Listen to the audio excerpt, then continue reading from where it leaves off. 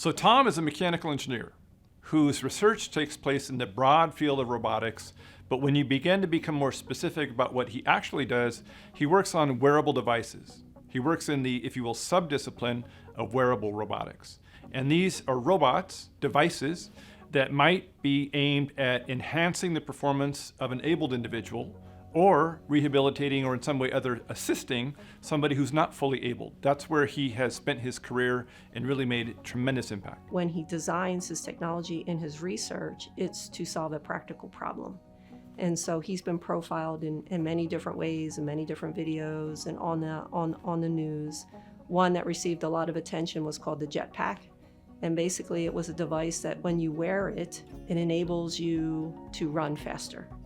And so that's the nature of his work. It's very much contributing to advancing technology, and so fundamental application work, but also to have impact, to make lives better. My research has been related to assisting and helping humans and human movement. So we talked about this human-machine integration lab way back in 1999, which was quite early back then, and we had thought about working on devices to help people move their arms for stroke rehabilitation. We thought about devices to help people walk, so we worked on prosthetic ankles.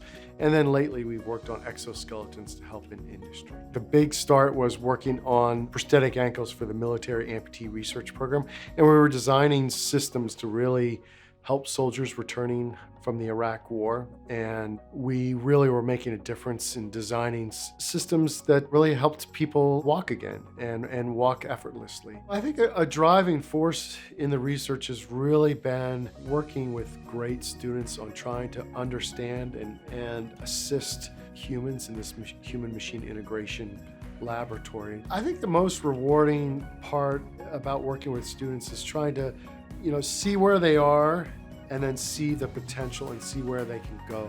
So we've had students go to other universities to get graduate degrees. I've had students go to large corporations and work and have a lot of success. He is the embodiment of Barrett, its mission, its drive, connecting to our students on the Poly campus in those programs and advancing opportunities through Barrett in this case for our excellent students.